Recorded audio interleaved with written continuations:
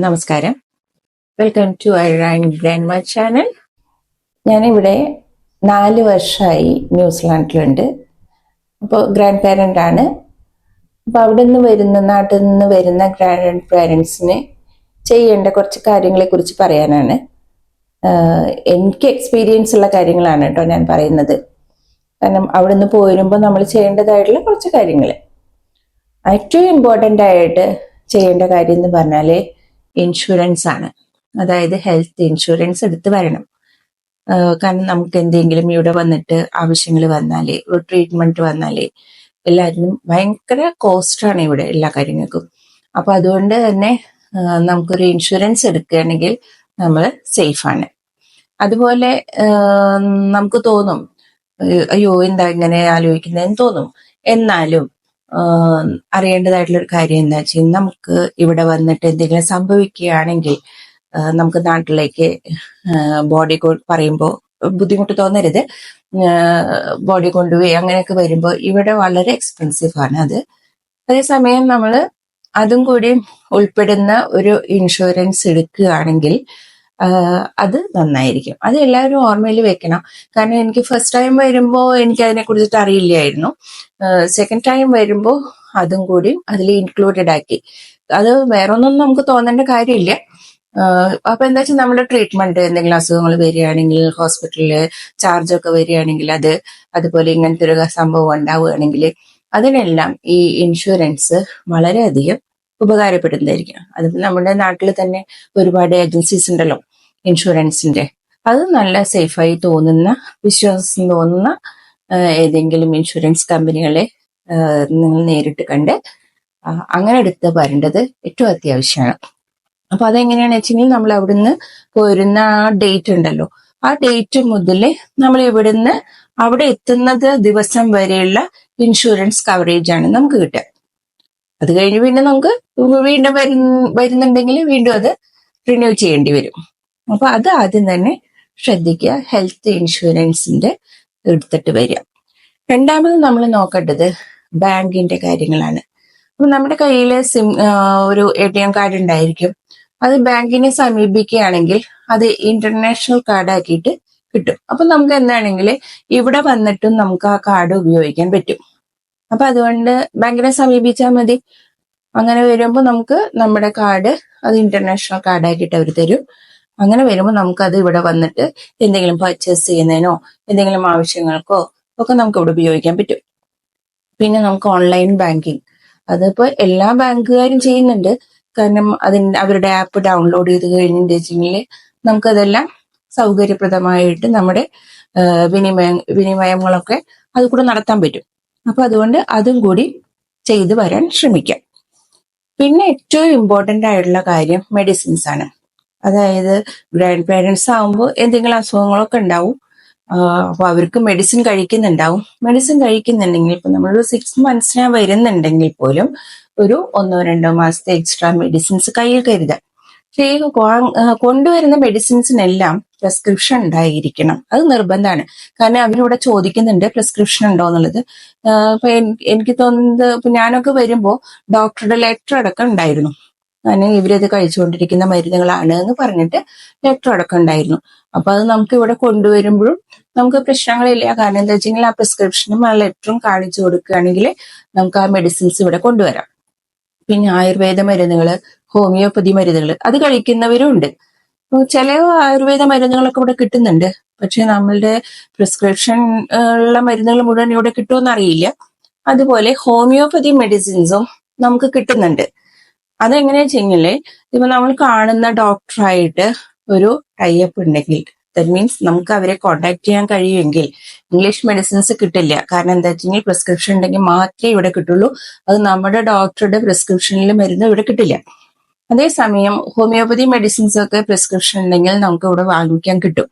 അത് 1 or 2 daysലൊക്കെ നമുക്ക് അത് ഓൺലൈനായിട്ട് മേടിക്കാൻ കഴിയും. അതിപ്പോ ഫുൾ മെഡിസിൻസ് നമുക്ക് കിട്ടിക്കൊള്ളണമെന്നില്ല. എന്നാലും ചെറിയ അസുഖങ്ങൾക്കൊക്കെ ഉള്ള മരുന്നുകളൊക്കെ നമുക്ക് അങ്ങനെ കണക്ട് ചെയ്യാം. അതുപോലെ നമുക്ക് എന്തെങ്കിലും ഒരു അസുഖം വന്നാല് നമുക്ക് കോണ്ടാക്ട് ചെയ്യാൻ പറ്റുന്ന ഏതെങ്കിലും ഡോക്ടേഴ്സ് നാട്ടിലുണ്ടെങ്കിൽ അത് സൗകര്യപ്രദമാണ്. കാരണം എന്താ വെച്ചാൽ നമുക്ക് അറിയാലോ എന്താണ് ചെയ്യേണ്ടത്.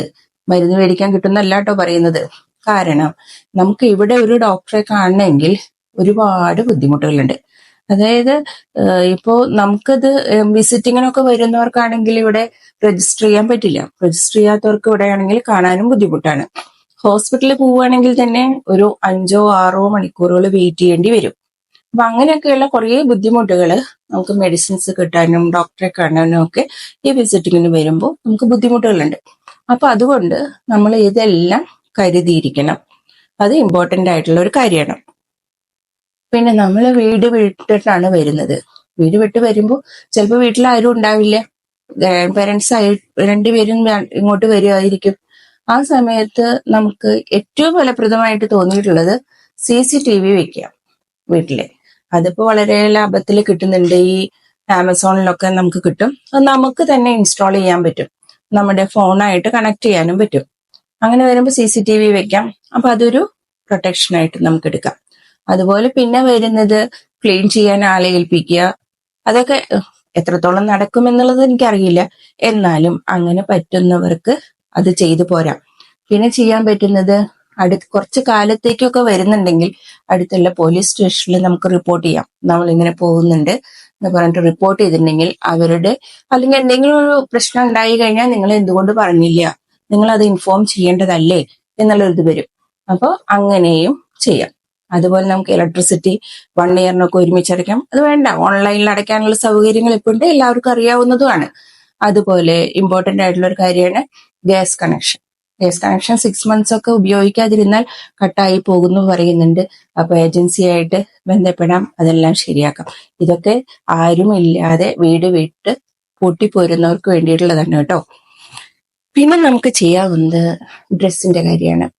ഡ്രസ്സിന്റെ കാര്യം എന്ന് പറഞ്ഞാൽ ഇവിടെ തണുപ്പ് എന്ന് പറഞ്ഞാൽ -1 -2 വരെയൊക്കെ വന്നിട്ടുണ്ട്.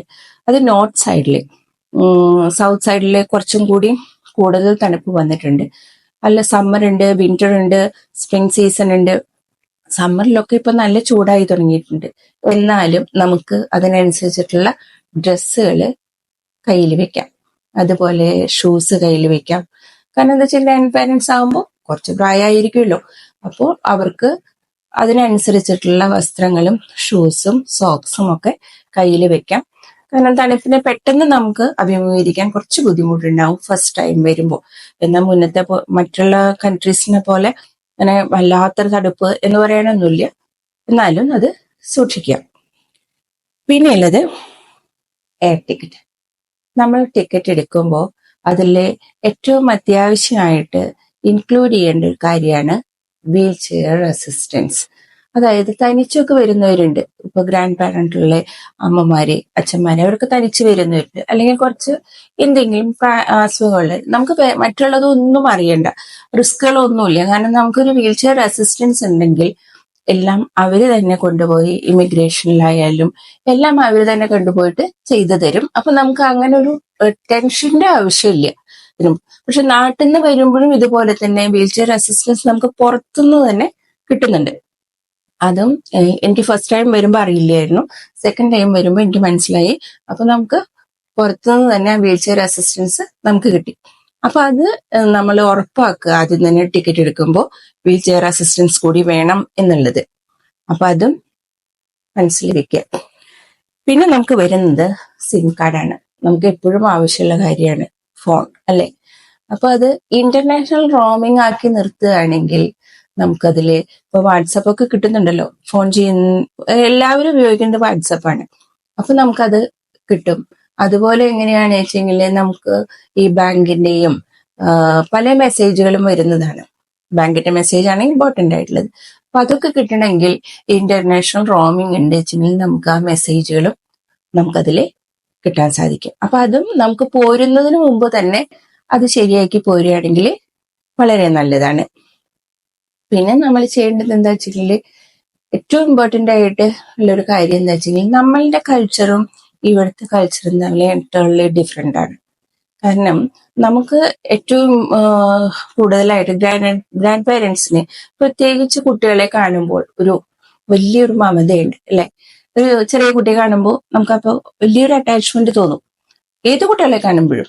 അപ്പൊ ഒന്ന് തൊടാനോ അല്ലെങ്കിൽ ഒന്ന് ചിരിപ്പിക്കാനോ ഒന്ന് കളിപ്പിക്കാനോ ഒക്കെ തോന്നും. ഈ പറഞ്ഞ എനിക്കും തോന്നിയിട്ടുണ്ട്.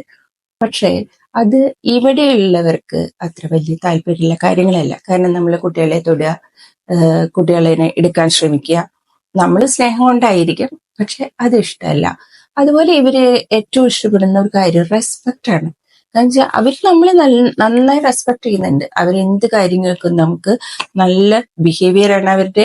അതുപോലെ നല്ല എന്താ പറയാ, നമുക്ക് എല്ലാ കൺസിഡറേഷനും നമുക്ക് തരുന്നുണ്ട്, അതൊക്കെ ചെയ്യുന്നുണ്ട്. അപ്പൊ അതുപോലെ നമ്മൾ തിരിച്ചും കൊടുക്കാൻ ശ്രമിക്കാം. നമ്മൾ കുറച്ച് കൂടുതലാണ് കൊടുക്കുന്നത്, നമ്മുടെ നാട്ടുകാർ അങ്ങനെയാണല്ലോ. എന്നാലും അങ്ങനെയാണ് ഞാൻ കണ്ടിട്ടുള്ളത്. അപ്പോൾ അങ്ങനെയുള്ള ഒരു ഇതും കൂടി നമ്മുടെ മനസ്സിലുണ്ടാവണം. അതുപോലെ ഇപ്പൊ ക്യൂ നിൽക്കുമ്പോഴൊക്കെ, ഇപ്പൊ പണ്ടത്തെ പോലെയൊന്നും അല്ല, നമ്മുടെ നാട്ടിലും അതെ, ക്യൂ നിൽക്കുമ്പോൾ അതിൻ്റെതായിട്ടുള്ള ഇത് എന്താ പറയാ, അത്രയും നന്നായി തന്നെ എല്ലാവരും ബിഹേവ് ചെയ്യുന്നവരാണ്. അതുപോലെ തന്നെയാണ് ഇവിടെ എന്ത് കാര്യത്തിനും ഒരു ക്ഷമയോട് കൂടി നിൽക്കുന്നവരാണ്. പിന്നെ ഞാനെപ്പോഴും ഇവിടെ പറയാറുണ്ട്, എന്ത് കൊടുക്കുമ്പോഴും താങ്ക്സ്, പ്ലീസ്, അതൊക്കെ കുറെ അധികം ഇവർ പറയാറുണ്ട്. നമ്മൾ അത്രയൊന്നും ശീലിച്ചിട്ടില്ലെങ്കിൽ പോലും ഇവിടെ കൊച്ചുമോളൊക്കെ അങ്ങനെ പറയുന്ന കേൾക്കാം. സ്കൂളിൽ നിന്ന് വന്നാലും, സ്കൂളിൽ പോയിട്ടായിരിക്കും കൂടുതലും, കാരണം എന്ത് കൊടുത്താലും താങ്ക്സ് പറയണം, അപ്പൊ വെൽക്കം പറയണം, അങ്ങനെയുള്ള. അപ്പൊ കാരണം എന്താ വെച്ചാൽ അവരുടെ ഒരു ബിഹേവിയർ അങ്ങനെയാണ്. പിന്നെ എപ്പോ കണ്ടാലും ഹായ് പറയുക, അങ്ങനെയുള്ള ഒരു ഇതൊക്കെ. പിന്നെ കാണാൻ നല്ല ഭംഗിയുള്ള സ്ഥലമാണ്.